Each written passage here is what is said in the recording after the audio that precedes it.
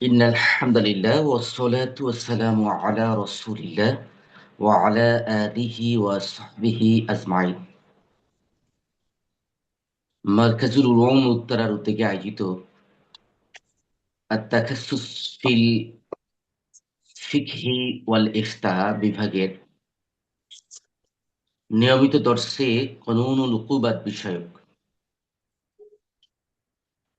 দেশ বা প্রবাস দূর বা নিকট থেকে যারাই সংযুক্ত হয়েছেন সকলকে জানাই অন্তরের অন্তঃস্থল থেকে হৃদয় নিংড়ানো ভালোবাসা মিশ্রিত সশ্রদ্ধ সালাম ও মোবারকবাদ।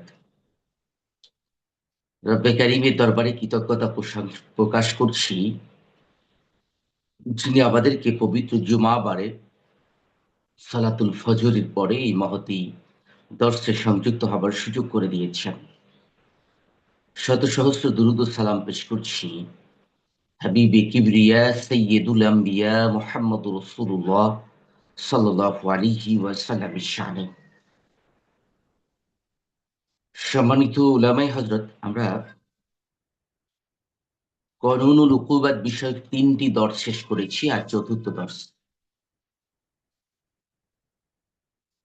পূর্বের দর্শগুলোতে আমরা ইতোমধ্যে কথা বলেছি দেশীয় আইন এবং ইসলামী শরিয়ার মৌলিক বিষয়বস্তু নিয়ে।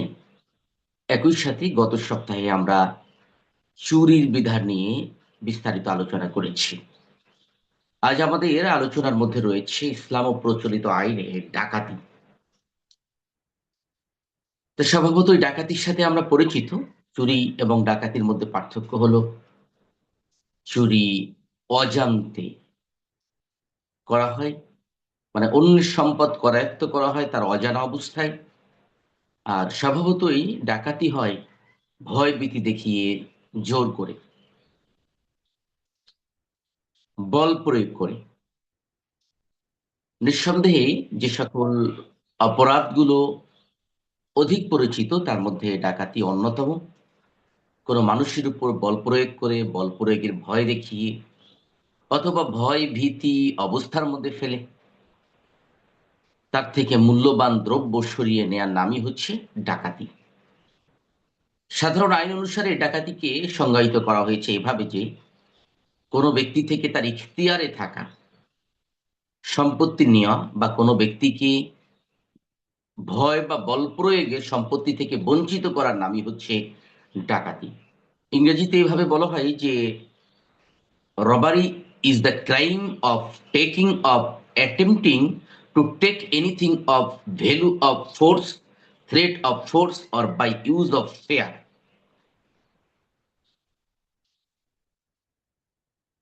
সুতরাং আমরা বলতে পারি এভাবেই যে কোনো ব্যক্তি থেকে তার ইখতিয়ারে থাকা, তার আওতাধীন থাকা, তার পজেশনে থাকা, দখলে থাকা সম্পত্তি নেওয়া বা কোনো ব্যক্তিকে ভয় বা বলপূর্বক তার সম্পত্তি থেকে বঞ্চিত করার নাম হলো ডাকাতি।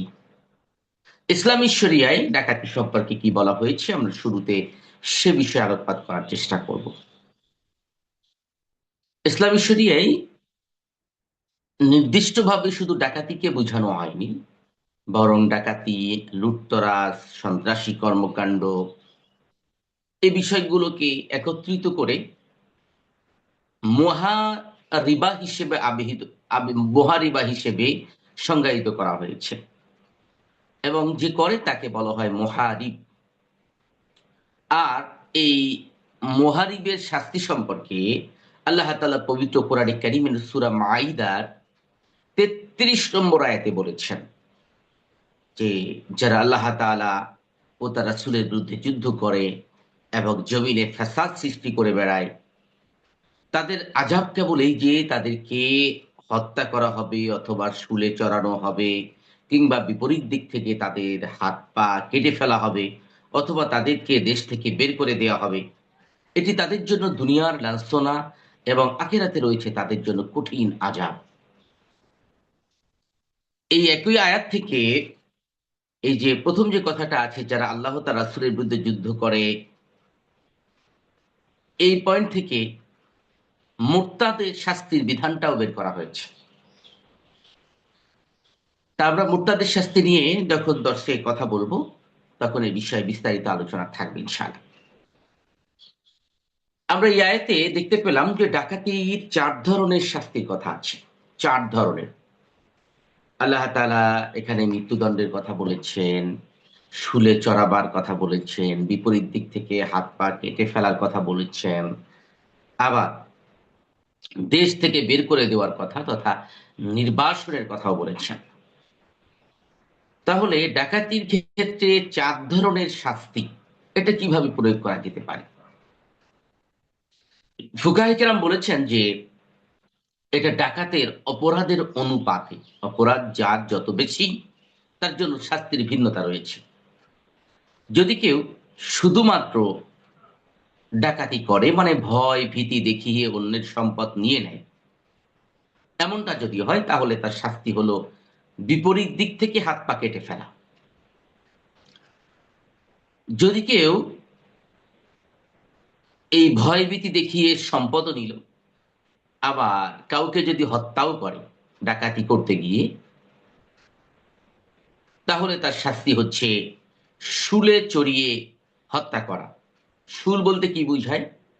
শুল বলতে বুঝায় একমাত্র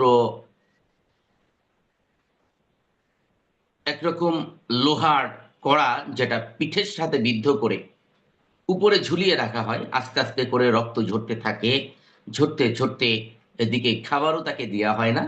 দেখা যায় কখনো ১ দিন ২ দিন ৩ দিন ধরে ঝুলে থাকা অবস্থায় রক্ত ঝরতে ঝরতে মানুষের সামনে এক পর্যায়ে সে মারা যায়। তা সম্ভবত এই মৃত্যুর ক্ষেত্রে শুল অনেক মারাত্মক।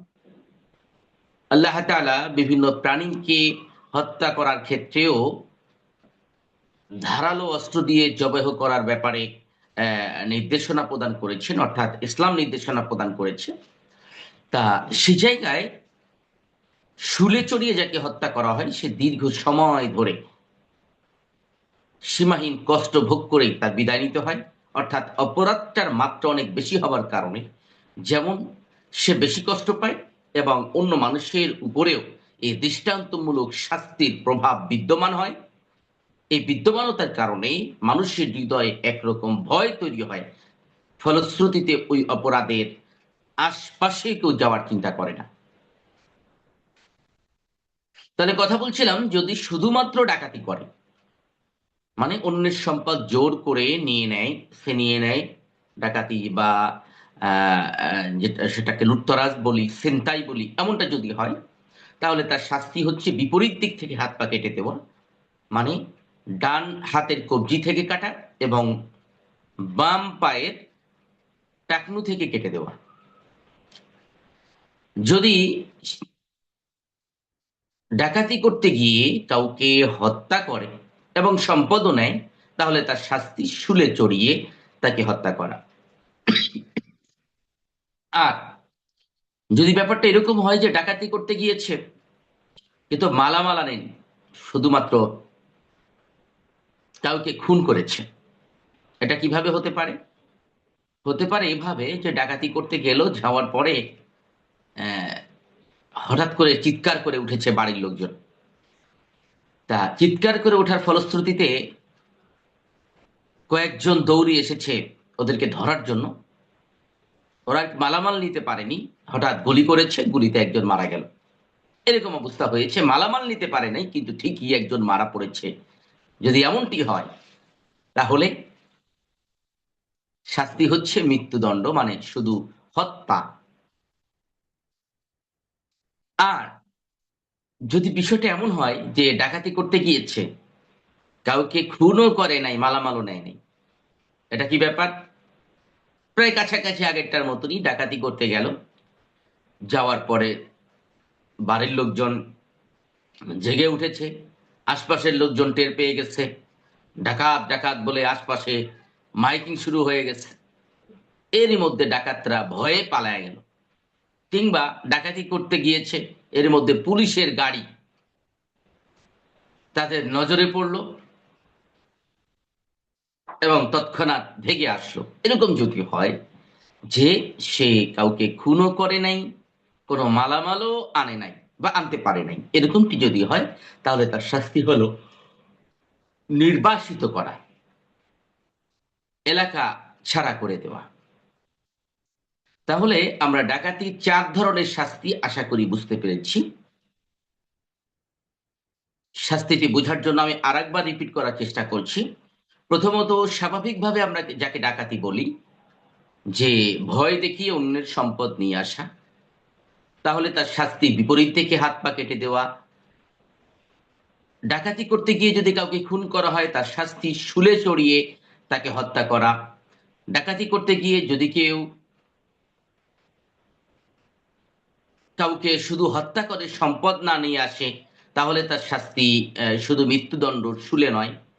আর যদি ডাকাতি করতে গিয়ে সম্পদও আনে নাই, কাউকে হত্যাও করে নাই, তাহলে তার শাস্তি হচ্ছে দেশ ছাড়া করে দেওয়া বা এলাকা ছাড়া করে দেওয়া, নির্বাসনে পাঠানো। সেটি কোনো দ্বীপেও হতে পারে, সেটি ভিন্ন কোনো দেশেও হতে পারে।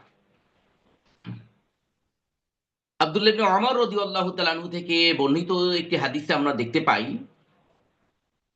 যে একদল লোক নবী সাল্লাল্লাহু আলাইহি ওয়াসাল্লামের একটা উট নিয়ে যায়।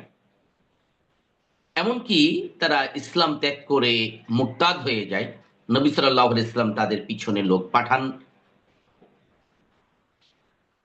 তাদের ধরে নিয়ে আসা হলে তিনি তাদের হাত পা কেটে দেন এবং চোখ উপড়ে ফেলার নির্দেশ প্রদান করেন।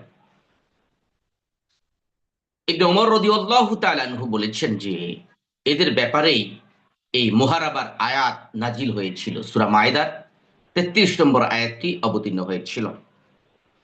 সুনানে আবু দাউদের ৪৩৬৯ নম্বর হাদিসে আমরা দেখতে পাই হযরত আনাস ইবনে মালিক রাদিয়াল্লাহু তাআলা আনহু থেকে বর্ণিত, আহ, বা তাকে প্রশ্ন করা হয়েছিল, হাজ্জাজ ইবনে ইউসুফ তাকে প্রশ্ন করেছিল যে এই ঘটনার সম্পর্কে। তিনিও বলেছিলেন এই হাদিসটি, একটু আগে আব্দুল ইবনে ওমর রাদিয়াল্লাহু তাআলা আনহু বর্ণিত যে হাদিসটি, সেই হাদিসটি তিনি হাজ্জাজ বিন ইউসুফের সামনেও বর্ণনা করেছিলেন।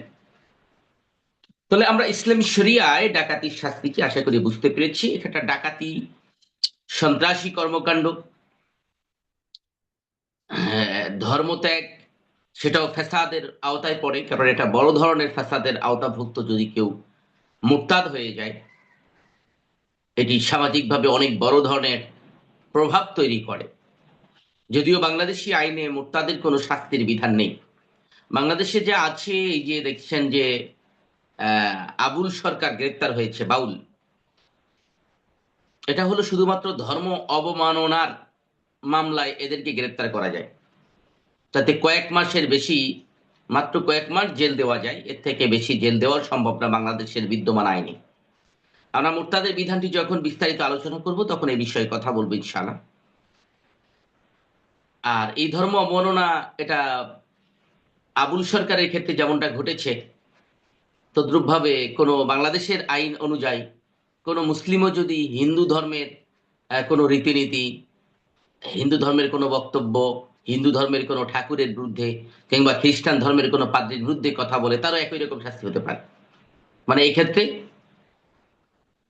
যে কোনো ধর্মের ব্যাপারেই যদি কেউ তির্যক মন্তব্য করে, তাকে বাংলাদেশি আইনে শাস্তি দেওয়া হয়। সেটি ধর্মীয় অনুভূতিতে আঘাত। আর সরাসরি মুরতাদের কোনো শাস্তি বাংলাদেশের আইনে এখন পর্যন্ত নেই। আমরা মুরতাদের বিধানের সময় এই বিষয়ে বিস্তারিত আলোচনা করবো ইনশাআল্লাহ। তাহলে আমরা দেশীয় আইনে ডাকাতির বিধানটা কি তা আমরা ব্যক্ত করার চেষ্টা করলাম। এবার আসেন আমরা দেখার চেষ্টা করি যে শরিয়ায় ডাকাতির শাস্তির বিধানটি আমরা ব্যক্ত করার চেষ্টা করলাম। এবার দেশীয় আইনে ডাকাতি নিয়ে কি বলা আছে তা একটু উপলব্ধি করার চেষ্টা করি। আমরা শুরুতে ডাকাতি কাকে বলে যদি উল্লেখ করার চেষ্টা করেছি, তারপরও একজন অপরাধ বিজ্ঞানী,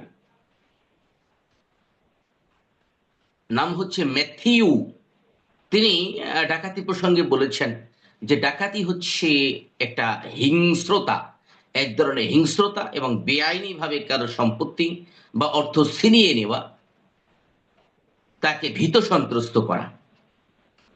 1860 দণ্ডবিধি, পেনাল কোড 1860, সেই দণ্ডবিধি 391 নম্বর ধারায় ডাকাতি সম্পর্কে বলা হয়েছে। পেনাল কোডের 391, একটু মনে রাখার চেষ্টা করেন, পেনাল কোডের 391 নম্বর ধারায় ডাকাতির সংজ্ঞা প্রদান করা হয়েছে।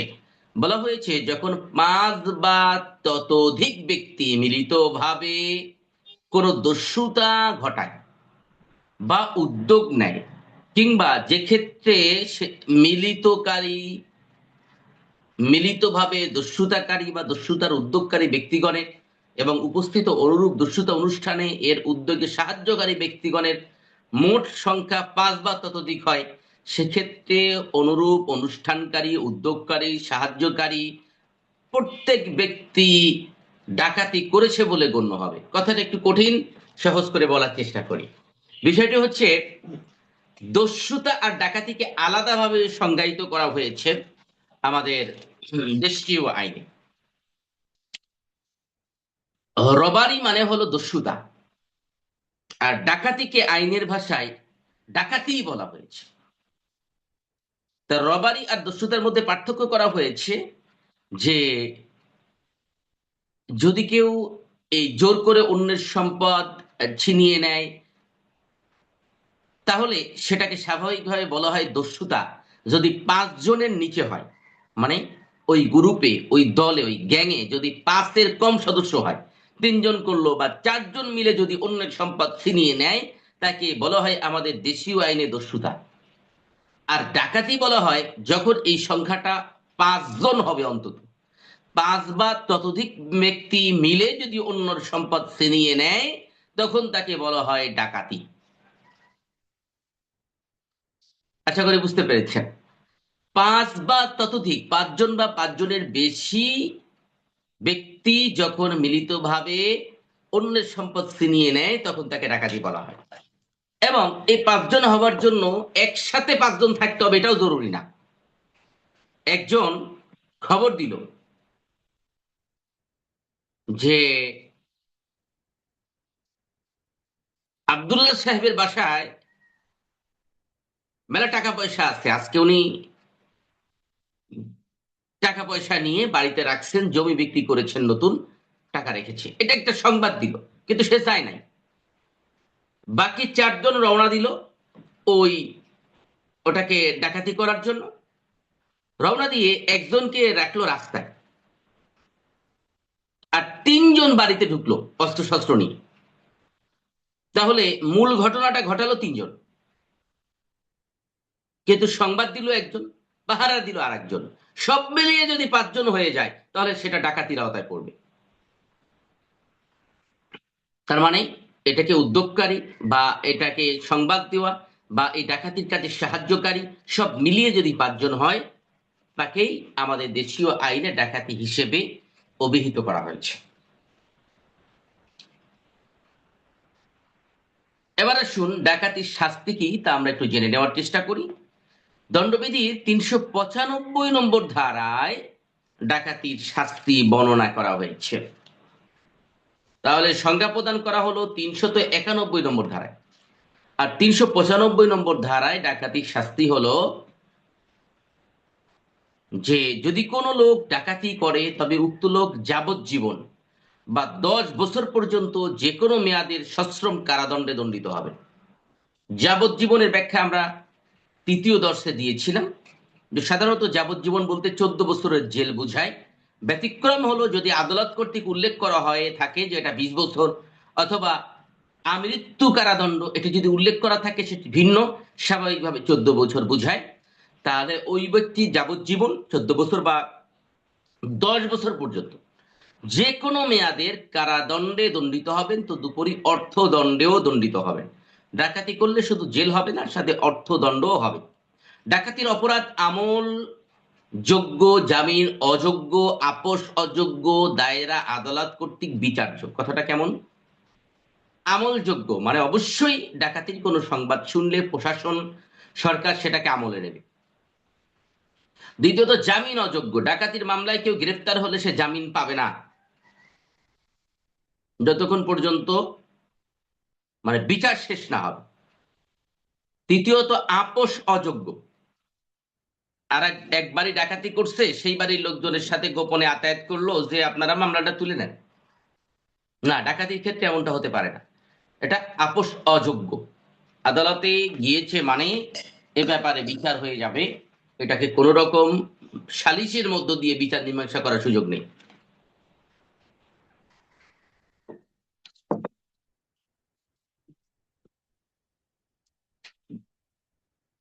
এবার দণ্ডবিধি ৩৯৬ নম্বর ধারায় আমরা ডাকাতির শাস্তির আরেকটু বর্ণনা পাই।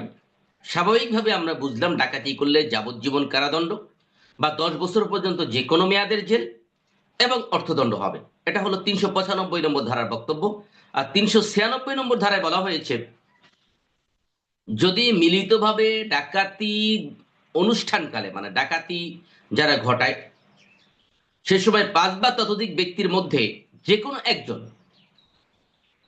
কাউকে খুন করে, তাহলে তাদের প্রত্যেকের মৃত্যুদণ্ড বা যাবজ্জীবন কারাদণ্ড বা 10 বছর পর্যন্ত যে কোনো মেয়াদের সশ্রম কারাদণ্ড হবে, তদুপরি অর্থদণ্ডও হবে। কি হলো ব্যাপারটা? 5 জন ব্যক্তি, একটু আগে যে উদাহরণটা দিয়েছিলাম, যে একজন খবর দিয়েছে, আর একজন পাহারায় দাঁড়াইছে বাড়ির সামনে, আর বাকি 3 জন ঢুকলো। ঢোকার পরে 30 জনের মধ্যে একজন ডাকাতি করতে গিয়ে খুন করে ফেলছে। এই ডাকাতি করতে গিয়ে যদি একজন খুন করে ফেলে, 5 জনই খুনের আসামি হবে। যে খবর দিছিল সেও খুনের আসামি হবে, যে পাহারা দিছিল সেও আসামি হবে। এটা তার বলার সুযোগ নাই আমি তো খবর দিছিলাম, আমি তো জানি না যে ওরা মারবে, বা আমি তো রাস্তায় পাহারায় ছিলাম, ওই কাজের সাথে যুক্ত না, বা আমি ঢুকছিলাম বটে কিন্তু আমি মারিনি। এটা বলার সুযোগ নেই, যেহেতু একই সাথে একটা কাজ ঘটেছে, কর্ম ঘটেছে। তার মধ্যে যদি কেউ একজন স্পেসিফিক অপরাধ করে, সবাই সেই অপরাধে দোষী হবে। এটা দেশীয় আইনের বক্তব্য আমরা বলছি। আর যাবজ্জীবন কারাদণ্ড যদি না হয়, যদি মৃত্যুদণ্ড না হয়, তাহলে যাবজ্জীবন কারাদণ্ড হতে পারে, অথবা 10 বছর পর্যন্ত যে কোনো মেয়াদে সশ্রম কারাদণ্ড হবে, এবং তদুপরি জরিমানাও হবে, অর্থদণ্ডও হবে। প্রশ্ন করতে পারেন, মেরে ফেলেছে, তারপরে কেন 10 বছর পর্যন্ত জেল হবে? এখানে তো মৃত্যুদণ্ডই হওয়ার কথা। বিষয়টি হলো, স্বাভাবিক ঠান্ডা মস্তিষ্কে যদি খুন করে তাহলে মৃত্যুদণ্ড হয়। কিন্তু অনেক সময় এমন হতে পারে, যদি আইনজীবী প্রমাণ করতে পারেন যে আসলে সে তাকে মারতে চায় না, ধস্তাধস্তি হয়েছে, ধস্তাধস্তির মাঝখান দিয়ে বন্দুকের গুলি বের হয়ে ওই বাড়িওয়ালার গায়ে লাগছে, এটা যদি প্রমাণ করতে পারে,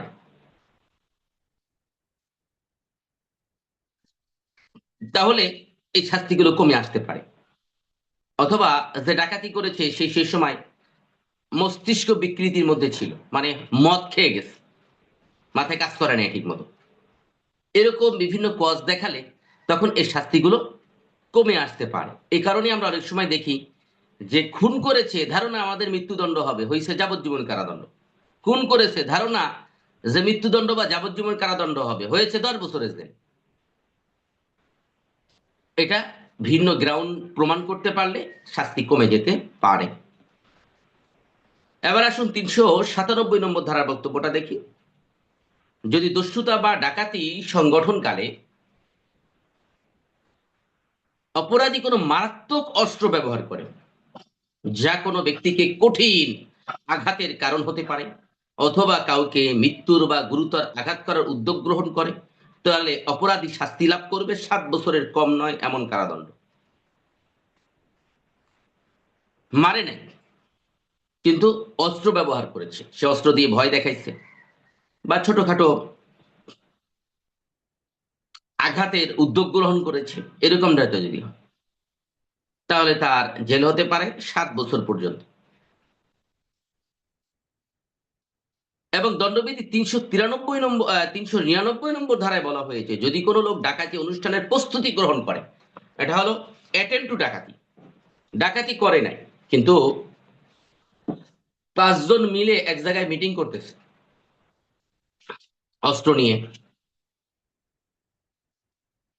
লাঠিসোঁটা বা অন্যান্য অস্ত্র শস্ত্র নিয়ে মিটিং করতেছে যে আজকে যাব অমুকের বাড়িতে হানা দেব। এর মধ্যে একজন ওই বাড়ির দেয়ালে কান লাগিয়ে শুনলো যে এরা আলোচনা করতেছে যে অমুকের বাড়ি আজকে যাবে। এটা শোনা মাত্র 999-এ ফোন দিল যে এই জায়গায় তো 5 জনে মিলে বা কয়েকজনে মিলে, ও দেখতে পারেন এই সংখ্যা, যে তারা ডাকাতির ব্যাপারে আলোচনা করতেছে। এটা শোনা মাত্র পুলিশ আসলো, ওদেরকে ঘিরে ফেললো এবং ধরে ফেললো।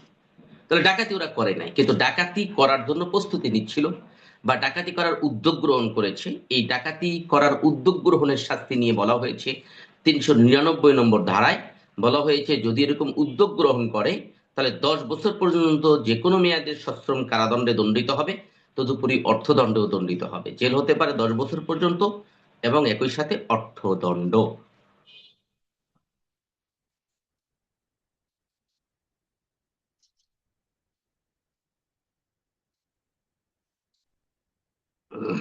তাহলে এই হচ্ছে আমাদের আজকের মূল আলোচনা। আমি একবার মূল কথাগুলো বলার চেষ্টা করি। প্রথমত আমরা দেখলাম যে ইসলামী শরিয়ায় ডাকাতির সংজ্ঞা নিয়ে তো ইসলামী শরিয়া এবং দেশীয় আইনের মধ্যে কোনো পার্থক্য নেই। তবে ইসলামী শরিয়ায় ডাকাতির শাস্তি নিয়ে বলা হলো 4 রকম শাস্তি আছে। যদি কেউ ডাকাতি করতে গিয়ে শুধু ডাকাতি করে, মানে শুধু সম্পদই নিয়ে আসে, তাহলে বিপরীত দিক থেকে হাত পা কেটে দিতে হবে। বিপরীত দিক থেকে হাত পা কাটার ব্যাখ্যা হলো হাতের কবজি থেকে কাটতে হবে, আর ডান হাতের কবজি থেকে, আর বাম পায়ের গোড়ালি থেকে বা টাকনু থেকে কেটে দিতে হবে। যদি ডাকাতি করতে গিয়ে খুন করে, মালও আনে খুনও করে, তাহলে তাকে শুলে চড়িয়ে হত্যা করতে হবে। আর ডাকাতি করতে গিয়ে মাল আনেনি, যদি খুন করে শুধু, তাহলে তাকে মৃত্যুদণ্ড প্রদান করা হবে। আর ডাকাতি করতে গিয়ে যদি মালও না আনে খুনও না করে, তাকে নির্বাসিত করতে হবে।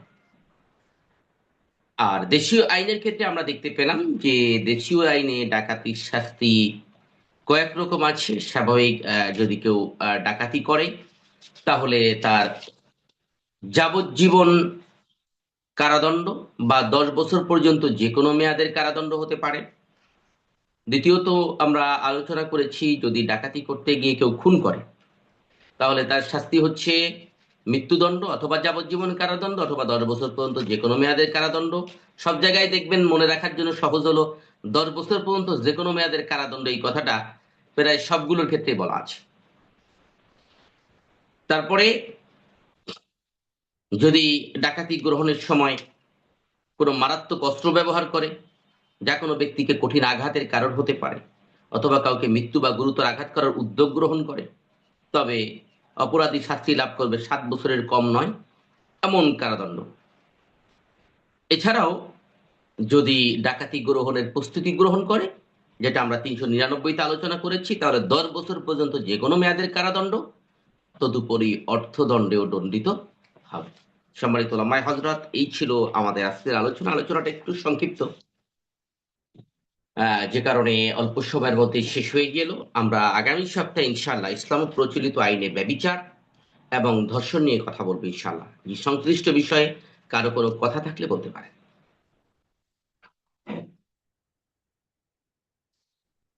ওস্তাদ জি, আমার একটা প্রশ্ন ছিল। জি বলেন। প্রশ্নটি হলো যে, যেমন 500 বিধিবিধান আমাদের এখানে আছেন, 500 আয়াত। এর মধ্যে খালাক, যে বিশিষ্ট হুম। একজন খালাক, মানে খালাক বলতে কাকে বোঝানো হয়েছে? হালাক মানে উনি একজন গবেষক টাইপের জি মানুষ। জি জি, জাযাকুমুল্লাহ। আচ্ছা।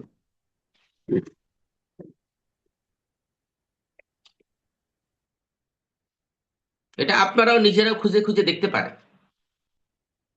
কোরআনের তো অনেকে এখানে হাফেজ আছেন, সব অর্থ বোঝেন, রয়েছেন। একটু নিজেরাও খুঁজে খুঁজে দেখতে পারেন যে সূরা বাকারার মধ্যে কি কি পাওয়া গেল। আস্তে আস্তে করে করেন, পরে আপনিও একটা মত উল্লেখ করতে পারবেন যে আমি খুঁজে পেয়েছি এতগুলো।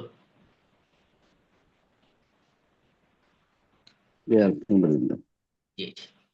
আর কারো কথা আছে? সালামু আলাইকুম। ওস্তাদ জি, ওয়ালাইকুম আমার একটা সালাম। প্রশ্ন। জি জি বলেন। যেটা শরীয়ী দণ্ডবিধান 4 নাম্বার, যেটা ইয়াংফাও মিনাল আর্থ, হুম। তাদেরকে নির্বাচন। হুম। হুম। জমিন থেকে বের করে দেওয়া হ্যাঁ জি বলেন। তারা তো সেখানেও যায় তো সন্ত্রাসী বা ডাকাতি করতে পারে। সুন্দর বলেছেন। কথা শেষ নাকি? না, এই ক্ষেত্রে আরেকটা জায়গায় দেখছিলাম ইয়াংফাও মিনাল আর্থ দ্বারা বোঝানো হয়েছে তাদেরকে কারাবদ্ধ করা। সুন্দর বলেছেন। এ পর্যন্ত নাকি? জি আচ্ছা, প্রথমত হচ্ছে নির্বাসন বলতে সাধারণত দ্বীপান্তর বুঝায়। নির্বাসন মানে এরকম না যে বাংলাদেশ থেকে তাড়িয়ে তাকে পাকিস্তানে পাঠিয়ে দিতে হবে আর সেই জায়গায় মানুষজন থাকবে, সে অপরাধ কাজ করবে, ব্যাপারটা এরকম না। নির্বাসন মানে হচ্ছে ইংরেজ আমলেও দ্বীপান্তরের ব্যাপার ছিল। অনেক সময় অনেক ইসলামিক ব্যক্তিবর্গকে তারা দ্বীপে পাঠিয়েছিল। যেমন শাহেদ আব্দুল আজিজ দেহলভী রহমাহুল্লাহকে নির্বাসনে পাঠানো জি হয়েছিল, দ্বীপান্তর করা হয়েছিল। তা দ্বীপ বলতে বুঝায় আপনারা যদি এই মুহূর্তে বোঝা একটু কঠিন, তারপরও ধরে নেন যে বাংলাদেশের একমাত্র দ্বীপ জেলা হলো ভোলা। জেলাটা তো বেশি বড়, লোকজন বেশি হলে ওইটা একটা জেলখানার মতনই থাকবে, ওখান থেকে কেউ বের হতে পারবে না, 24 ঘন্টা পাহারাদার থাকবে। মানে ওটা একটা জেলখানার মতনই, ওখান থেকে কেউ বেরিয়েও আসতে পারবে না, অপকর্মও করতে পারবে না, 24 ঘন্টা নজরদারির মধ্যে থাকবে। কারণ একটা সময় এই জেলের ধারণা ছিল না। ইতিহাস যদি দেখেন, রাসূল করিম সাল্লাল্লাহু আলাইহি ইসলামের সময় কোনো জেলখানা ছিল না। হযরত আবু বকর রাদিয়াল্লাহু তাআলা আনহুর সময় কোনো জেলখানা ছিল না। হযরত ওমর ফারুক রাদিয়াল্লাহু তাআলা আনহু সর্বপ্রথম এক আনসারী সাহাবার দোতলা একটা বাড়ি কিনে প্রথম জেলখানা তিনি বানিয়েছিলেন বা প্রথম জেলে রাখার ব্যবস্থা করেছিলেন। তা সেহেতু ইসলামের একেবারে শুরুর দিকে নবী সাল্লাল্লাহু আলাইহি ইসলামের সময় জেলখানার মতো ব্যবস্থা ছিল না, তাহলে ওই সময় এই নির্বাসন বলতে আবদ্ধ করাকে বোঝাতো না, বরং এটা দ্বারা বোঝাতো এরকম কোন দ্বীপে পাঠানো। যদি দ্বীপে চিন্তা করেন, ধরেন সেন্ট মার্টিন, অনেকে আপনারা গিয়েছেন, সেন্ট মার্টিন চতুর্দিকে সমুদ্র, সেখানে পাহারাদার থাকবে এবং ওইখানে ওকে জাহাজে করে পৌঁছে দেওয়া হবে। সেখানে কি হবে, ক্ষেত খামার থাকবে, ও ওই যে সশ্রম কারাদণ্ডের মতো নিজে সবজি চাষ করতে পারবে, নিজে রান্না বাড়া করে খাবে, কোনো পরিবার পরিজনের সাথে সাক্ষাৎ ঘটবে না এবং 100% তদারকির মধ্যে থাকবে। এটা ওয়ান কাইন্ডস অফ প্রিজন, অনেকটা জেলের মতনই। আচ্ছা, এর বাইরে আপনি যেটি বলেছেন সেটিও ঠিক। কেউ কেউ মত দিয়েছেন যে এমন জায়গা থাকতে পারে যেখানে স্বভাবত এরকম দ্বীপ নাই। কারণ যেমন আমাদের বাংলাদেশে যদি চিন্তা করি, কাউকে যদি দ্বীপান্তর করতে চাই, বাংলাদেশের সব দ্বীপে, ভোলা বলি, হাতিয়া বলি, সেন্ট মার্টিন বলি, সব জায়গায় মানুষ বসবাস করতেছে। ভাষান্তর বলি, ভাষান্তরে তো আপনারা জানেন নোয়াখালীর ভাষান্তরে রোহিঙ্গাদের আশ্রয় দেওয়া হয়েছে। তা এখানেও এই রোহিঙ্গাদের যে নোয়াখালীর ভাষান্তরে আশ্রয় দেওয়া হয়েছে, রোহিঙ্গারা কিন্তু সেখান থেকে বের হতে পারে না এবং 24 ঘন্টা পুলিশ সেখানে পাহারা দেয়। তাহলে এটা একরকম জেলের মতো। কিন্তু এরকম স্কোপ যদি না পাওয়া যায় তাহলে কি? তাহলে এই দ্বীপের দিকটা বিবেচনা করলে এটাও জেলের মতো, যেহেতু সেহেতু এদেরকে জেলেও বন্দি করা রাখা যেতে পারে, যদি এরকম দ্বীপে দ্বীপান্তর করার বা এরকম ভিন্ন জায়গায় পাঠানোর সুযোগ না থাকে। তবে এর জন্য জরুরি নয় যে দেশান্তর মানে মানে ভূমি থেকে বের করে দেওয়ার মানে অন্য এমন দেশে পৌঁছানো যেখানে সাধারণ নাগরিক বসবাস করে, তাহলে তো ওখানে কি বিপর্যয় তৈরি করবে। তাহলে এর ব্যাখ্যাটা হলো দুই রকম। একটা হচ্ছে এমন জায়গায় পাঠানো যেটা নিরাপত্তার বলয় দিয়ে ওই দ্বীপে বা ওই দেশে রাখা, যেখানে শুধু অপরাধীরাই বসবাস করছে রিস্ট্রিকশন মেনে। এটা একটা প্রক্রিয়া। যদি এরকম স্কোপ না থাকে তাহলে তাদেরকে কারাবন্দী করে রাখার ব্যাপারেই ফকিরা মতামত দিয়েছেন। আশা করি আপনার প্রশ্নের উত্তর পেয়েছেন। জি আলহামদুলিল্লাহ, জাযাকাল্লাহ। জি জি, একজন প্রশ্ন করেছেন হাত বা পা কি একসাথে কাটতে হবে কিনা। জি, চুরির ক্ষেত্রে হাত কাটতে হয় প্রথমবার চুরি করলে, আপনাদের খেয়াল থাকবে, দ্বিতীয়বার চুরি করলে বাম পা। কিন্তু ডাকাতির ক্ষেত্রে একবারেই হাত পা একবারে কেটে ফেলতে হবে। ডান হাতের কবজি এবং বাম পায়ের গোড়ালি থেকে বা টাকনু থেকে প্রথমবারই কেটে ফেলতে হবে। যেহেতু ডাকাতি বা সন্ত্রাসী কর্মকাণ্ড এগুলো চুরি থেকে অনেক গুণ ভয়াবহ, এটা চুরি থেকে অনেক বেশি ভীতি তৈরি করে এবং অপরাধের দিক থেকেও অত্যন্ত ভয়াবহ। জি, আর কারো প্রশ্ন আছে? জি জি, চোখ তোলার বিষয়টা কি প্রশ্ন করেছে। আমরা হাদিসে পেয়েছি চোখ তোলার ব্যাপারটা, কিন্তু ওই সময় তো মুহারিবার আয়াতটা অবতীর্ণ হয়েছে, সেখানে সুস্পষ্ট করে দেওয়া হয়েছে, সেখানে আর চোখ তোলার ব্যাপারে আল্লাহ তাআলা কিছু বলেন নাই। এর আগ পর্যন্ত বিধানটা এরকমই ছিল, কিন্তু যখন সূরা মায়েদার এই আয়াতটা অবতীর্ণ হলো তখন সুস্পষ্ট করে দেওয়া হলো, তখন আর চোখ তোলার ব্যাপারটা নাই। আসসালামু আলাইকুম। ওয়ালাইকুম আসসালাম ওয়া রাহমাতুল্লাহ। উস্তাদ, আমাদের দেশে ধরো প্রকাশ্যে যদি কেউ গান বাদ্য করে তাহলে এটার এক্সিস্টিং ল কি বাংলাদেশে আইনে? প্রকাশ্য স্থানে বাংলাদেশের যদি প্রকাশ্যে গান বাজনা বলতে আপনি আসলে কি স্বাভাবিক এই গান বাজনা বুঝাচ্ছেন নাকি, না কোনো ধর্মীয় অবমাননা রিলেটেড গান বাজনা বুঝাচ্ছেন? জি না, ওই যে প্রকাশ্য স্থানে যদি কেউ সংঘবদ্ধ ভাবে ধরেন গান বাদ্য করলো ওই রকম। এর ব্যাপারে বাংলাদেশে আসলে কোনো নিষেধাজ্ঞা নাই, এ ব্যাপারে কোনো নিষেধাজ্ঞা নাই। তবে উচ্চ আওয়াজে মাইক বাজায় কাউকে ডিস্টার্ব করার ক্ষেত্রে কিছু রীতিভঙ্গের প্রশ্ন থাকে। যেমন অসুস্থ লোকজন যদি থাকে, বা হাসপাতাল নিকটে থাকে, তাহলে কিছু রিস্ট্রিকশন দেওয়া আছে আইনে, যে সেখানে সাউন্ডটা একটু সীমিত করতে হবে এরকম। কিন্তু হাসপাতাল এলাকা ক্ষেত্রে বিশেষ করে, কিন্তু স্বাভাবিকভাবে এ ব্যাপারে কোনো নিষেধাজ্ঞা নেই।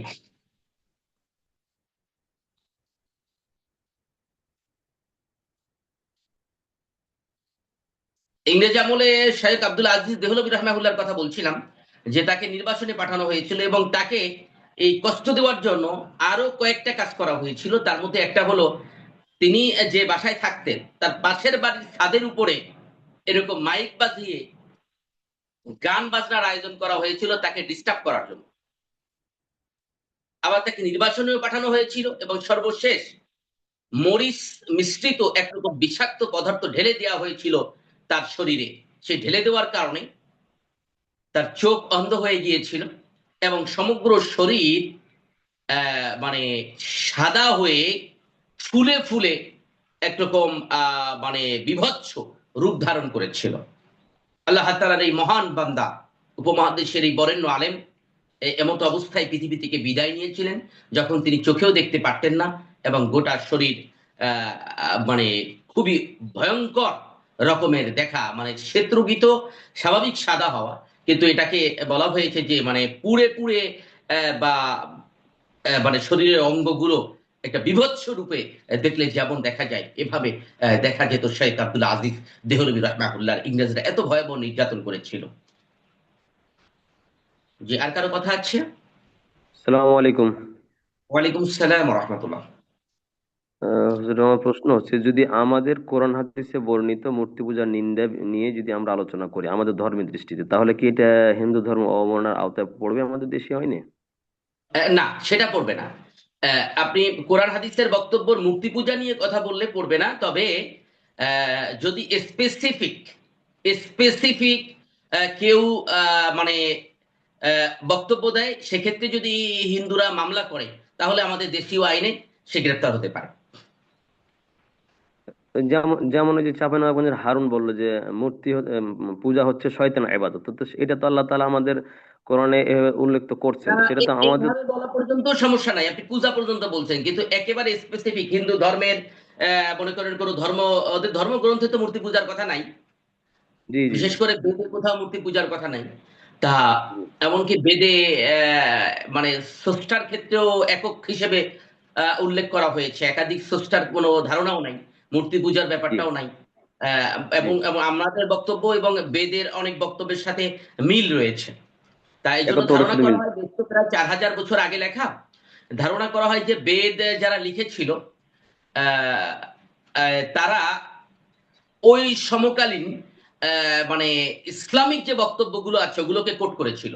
মানে পূর্বের নবীদের আনা তাদের উপরে যে শরী বিধানগুলো ছিল বা তাদের কাছ থেকে যে মেসেজগুলো পেয়েছিল, সেই মেসেজগুলোই তারা তাদের ধর্মগ্রন্থে উল্লেখ করেছিল।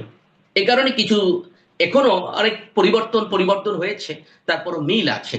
তাই স্পেসিফিকলি যদি আপনি এইভাবে ওদের ধর্মগ্রন্থের রিলেটেড অবমাননা যদি হয়, যে ধর্মগ্রন্থ বেদে নাই কিন্তু ওদের রামায়ণ মহাভারত এটা তো উপন্যাসের মতন, সেখানে কিছু কথাবার্তা আছে, এরকমটাকে উল্লেখ করে খুব তীর্যকভাবে মন্তব্য করে কেউ বক্তব্য দিলে এবং সেক্ষেত্রে যদি মামলা করে তাহলে জটিলতা হতে পারে। তারপর হচ্ছে হিন্দু মানে ধর্ম নিয়ে সরাসরি রিলেটেড, যেমন মূর্তি পূজা হচ্ছে, মানে মূর্তি পূজা বলতে ওরা যে কি বলে দুর্গা বা সরস্বতী কালী ইত্যাদির পূজা করতেছে সরাসরি এদের নাম ধরে, বা এদের ব্যাপারে বিভিন্ন বর্ণনা আছে, তো সেটাকে একটু ভয়াল ভাবে উপস্থাপনের ক্ষেত্রে যদি মামলা করে তাহলে গ্রেপ্তার হয়ে যেতে পারে। তবে স্বাভাবিকভাবে শিরক নিয়ে যদি বক্তব্য দেওয়া হয়, উদাহরণ হিসেবে উপস্থাপন করা হয়, সেটা শুধু হিন্দু না, যারাই করুক, যেমন খ্রিস্টানরা তৃত্ববাদে বিশ্বাসী, বা আমাদের মুসলমানদের মধ্যেও অনেকে ভয়ঙ্কর ধরনের মাজার পূজারী আছে, ওভারঅল যদি আলোচনা করা হয় সেক্ষেত্রে এটাকে অবমাননার দায়ে মামলা হয় না তার ব্যাপারে। বুঝতে পেরেছেন আশা করি। আর আরেকটা বিষয় হচ্ছে, এই যে যেমন আবুল সরকার যেমন আমাদের মানে আমি আল্লাহকে আরেকটু নিয়ে ক্লিয়ার কটূক্তি করি, এটা অনেকটা এরকমই, আমরা তো কোরআনেই আয়াত পাই যে আল্লাহ তাআলা মুশরিকদের দেবতাদেরকে গালি দিতে নিষেধ করেছেন। অ্যাকচুয়ালি এরকম গালি পর্যায়ের যে ব্যাপারগুলো আছে এইগুলোর ক্ষেত্রেই ধর্মীয় অবমাননার মামলা হয়। এবং আল্লাহ তাআলাও বলেছেন যে তাদের গালি দিও না, এই কারণে যে তারা অজ্ঞতাবশত তোমার আল্লাহকে গালি দিয়ে বসবে। কারণ আমরা যেমন আল্লাহ তাআলাকে মানে সর্বোচ্চ কর্তৃত্বের জায়গা দিয়ে বিবেচনা করি, তারা তাদের ধর্মীয় বিশ্বাসের কারণে তাদের দেবদেবীকে সেই জায়গায় মনে করে। তা আমরা যখন তাদের দেবদেবীদেরকে গালি দেবো, স্বভাবত ওরাও একটুও চিন্তা না করে আল্লাহ তাআলাকে বা নবী সাল্লাল্লাহু আলাইহি ওয়াসাল্লামকে গালি দিয়ে বসবে। তা এটা ধর্মীয় একটা রীতিও, ইসলামই আমাদেরকে বলেছে, কোরআনই আল্লাহ তাআলা নির্দেশনা দিয়েছেন যে ওদের এই দেবতাকে বা মূর্তিগুলোকে গালি না দিতে। কারণ এটা আমাদের জন্য কিছুটা আহ, মানে ওরা না বুঝেই আমাদের ব্যাপারে এমনটা বলতে পারে। তা স্বভাবতই ওদের এই এইগুলোকে স্পেসিফিক ভাবে গালিগালাজ করে বা তীর্যভাবে মন্তব্য করাটা, এটা তো ইসলামও আমাদেরকে নিরুৎসাহিত করেছে। আশা করি বুঝতে পেরেছেন। আর তাহলে যে জি। আবুল সরকারের বিরুদ্ধে আমাদের তো তাহলে মিটিং মিছিল করে কোনো লাভ নেই, যেহেতু আল্লাহ বা ধর্ম অবমাননা বা আল্লাহ অবমাননার বিরুদ্ধে কোনো আইন নেই বাংলাদেশে, তাহলে তো তার বিরুদ্ধে দারুণ বলেছেন, আমাদের ধর্ম অবমাননার আইন আছে, আমি একটু আগেই বলেছি। মোরতাদের শাস্তি নাই, মোরতাদের শাস্তির কোনো বিধান নাই, কিন্তু ধর্ম অবমাননার শাস্তি আছে। সেটা ইসলাম ধর্ম হোক, সেটা হিন্দু ধর্ম হোক, সেটা খ্রিস্টান ধর্ম হোক, আর সেটা বৌদ্ধ ধর্ম হোক, বিভিন্ন ধর্ম অবমাননার ব্যাপারে শাস্তি আছে। আমাদের নির্ধারিত বইয়ে আপনারা দেখবেন একটা অধ্যায় আছে এ ব্যাপারে, আমরা আলোচনায় যাব আস্তে আস্তে ইনশাআল্লাহ। অধ্যায়টা হলো অষ্টম অধ্যায়, ইসলাম ও প্রচলিত আইনে ধর্মত্যাগ ও অবমাননা। সেখানে ইসলামে মুরতাদ, যে সকল কারণে ব্যক্তি মুরতাদ হয়ে যায়, আল কোরআনে মুরতাদের শাস্তি, হাদিসে মুরতাদের শাস্তি প্রসঙ্গ, মুরতাদের শাস্তি সম্পর্কে উম্মাহের ইজমা, তারপরে যুক্তির আলোকে মুরতাদের মৃত্যুদণ্ড, দেশীয় আইনে ধর্মত্যাগ ও অবমাননা, এই বিষয়গুলো নিয়ে আলোচনা করা রয়েছে। তা শুধুমাত্র এখন ধর্মত্যাগের শাস্তি দিতে গেলে মুরতাদ, এই আবুল সরকারের এটা তো মুরতাদের শাস্তির আওতায় পড়বে, এটা হচ্ছে ধর্ম অবমাননার শাস্তি না। তো নিজেকে তো আবার বাউল বলুক আর যা বলুক, এরা আবার নিজেদেরকে টেকনিক্যালি মুসলমান বলার চেষ্টা করে। যদিও বাউলদের কিন্তু ধর্মীয় বিশ্বাসের সাথে আমাদের সাথে অনেক পার্থক্য। একটা সময় লালন ভক্তরা এক পর্যায়ে মামলা করেছিল যে আমাদের ধর্ম হচ্ছে বাউল ধর্ম, আমরা হিন্দু ধর্মের অনুসারীও না, মুসলমান ধর্মের অনুসারীও না। এবং লালনকে নিয়ে যদি আপনি চিন্তা করেন, তার জীবনী পড়েন, তাহলে দেখবেন আসলে সে নির্দিষ্ট কোনো ধর্মের অনুসারী ছিল না। এবং এরা সব ধর্মেরই কম বেশি সমালোচনা করে বেড়ায় এবং নিজেদেরকে আলাদা ধর্ম হিসেবে মনে করে। এমনকি এদের ধর্মে নারীদের কি বলে, যেটাকে আমরা মাসিক বা এরপরে পুরুষের বীর্য, এইগুলোকে পান করাকেও তারা অনেক পুণ্যের কাজ মনে করে।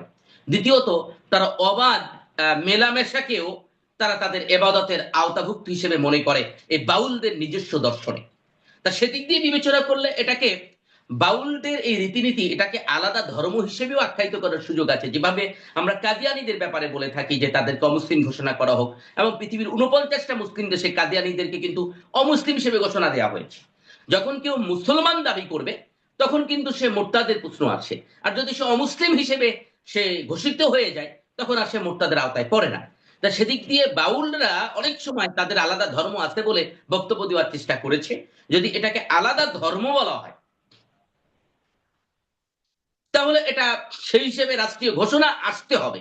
রাষ্ট্রীয়ভাবে যদি ডিক্লারেশন হয় যে না, বাউল নামে আলাদা একটা ধর্ম আছে, সেক্ষেত্রে তারা মোরতাদের শাস্তি পাবে না, কিন্তু ধর্ম অবমাননার শাস্তি পাবে, কারণ তারা ইসলাম ধর্মের ধর্মীয় বিশ্বাসগুলো নিয়ে মন্তব্য করেছে।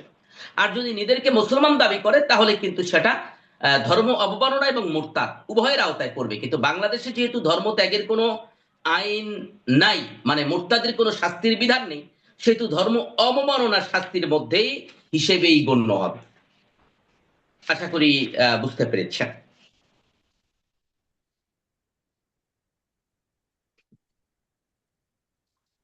আর কারো কথা আছে? এবার আপনারা প্রশ্ন করতে পারেন যে এই ধর্ম অবমাননার শাস্তি কতদিন। সেক্ষেত্রে আমরা দণ্ডবিধি 295 কতে বলা হয়েছে যে যে 2 বছর পর্যন্ত যে কোনো মেয়াদের কারাদণ্ড বা উভয় দণ্ডে সে দণ্ডিত হতে পারে, জেল হতে পারে 2 বছর পর্যন্ত। তাহলে আবুল সরকারের ক্ষেত্রে সর্বোচ্চ তার জেল হতে পারে 2 বছর পর্যন্ত। এর চেয়ে বেশি কোনো শাস্তি ধর্মত্যাগ বা ধর্ম অবমাননার ক্ষেত্রে বাংলাদেশে নাই। আমরা এই অধ্যায়টা আলোচনা যখন করব তখন দেখব যে বাংলাদেশে আরো কোনো উদ্যোগ নেওয়া হয়েছে কিনা, ইত্যাদি ইত্যাদি, পাকিস্তানে কি আছে, আমরা এই বিষয়গুলো আলোচনার মধ্যে আনবো ইনশাআল্লাহ। 8ম অধ্যায় আছে। কিতাব তো আপনারা অনেকে সংগ্রহ করে ফেলেছেন, যারা করেননি একটু সংগ্রহ করে নিলে তাহলে যে কথাগুলো বলছি এর চেয়েও বিস্তারিত 12টা বিষয় নিয়ে আলোচনা রয়েছে আমাদের নির্ধারিত কিতাবে। এছাড়া দাওয়াতের কিতাবটাও আমি আপনাদেরকে নিতে বলেছিলাম, কারণ আপনাদের ফাইনালের সময় যে মৌখিক পরীক্ষা হবে, আমরা তো আপনাদের সব পরীক্ষাই অনলাইনে নেব ইনশাআল্লাহ। তা কিন্তু আহ, সেখানে মৌখিক পরীক্ষাও থাকবে। তা সেই মৌখিক পরীক্ষার ক্ষেত্রে কিন্তু আপনাদের দাওয়াতে দিনের ইতিহাস ও কর্মপন্থা বই থেকে মৌখিক পরীক্ষা হবে, আর দণ্ডবিধি থেকে লিখিত পরীক্ষা হবে।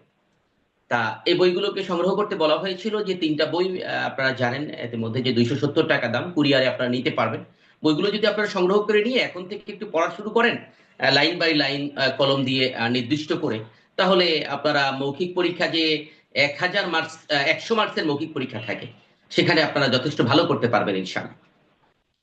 তাবলিনুল ফতোয়ায় 100 মার্কস থাকে আর মৌখিক পরীক্ষা 100 মার্কস থাকে।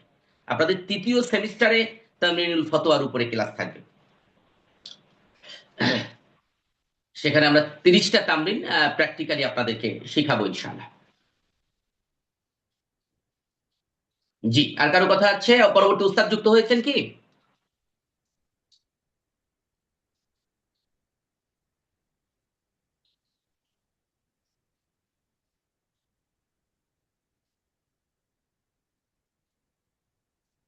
আর কারো আসসালামু কথা আছে? আলাইকুম।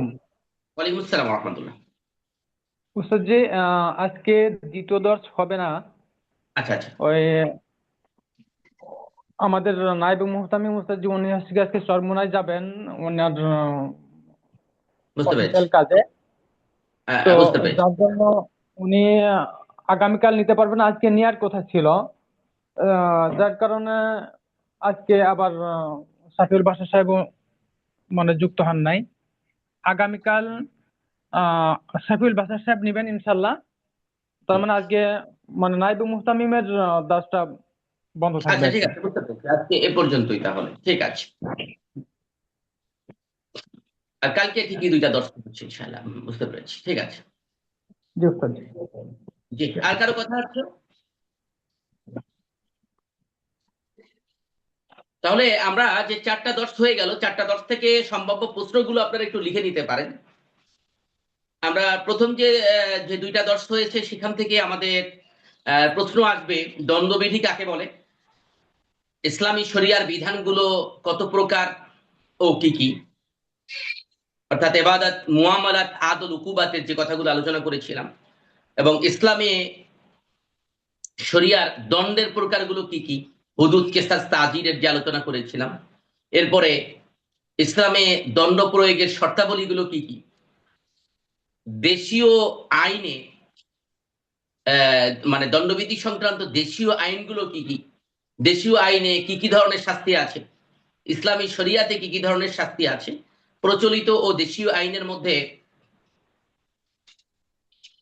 দেশীয় প্রচলিত আইনের মধ্যে, না আজকে সন্ধ্যায় কোনো দর্শ নেই, প্রচলিত ও দেশীয় আইনের মধ্যে পার্থক্য কি কি, এগুলো ছিল আমাদের প্রথম 2 দর্শে আলোচনা। এই পয়েন্টগুলোই আপনারা একটু লিখে রাখলে প্রস্তুতি নিতে সুবিধা হবে। আর আমি তো প্রত্যেকটা দর্শের উপরে আলাদা নোট আপনাদের দিয়ে যাচ্ছি। এছাড়াও কিতাব সংগ্রহ করে নিলে আপনাদের জন্য আরো সহজ হবে, আপনারা একেবারে নির্দিষ্ট করে করে লিখতে পারবেন, এবং এই বক্তব্যগুলো নিজেদের জানাও দরকার, অন্যদের কাছে পৌঁছানো জরুরি আমি মনে করি। এরপরে আমরা আলোচনা করেছি চুরি।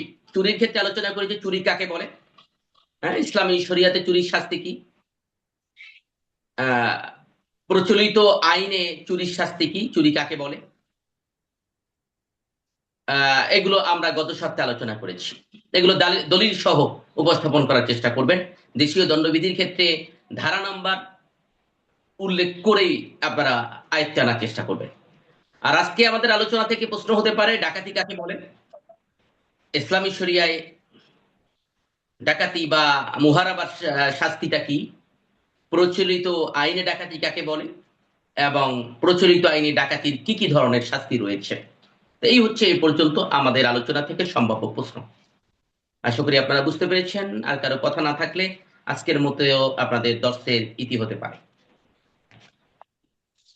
আসসালামু আলাইকুম। ওয়ালাইকুম আসসালাম ওয়া রাহমাতুল্লাহ। জি হযরত বলেন।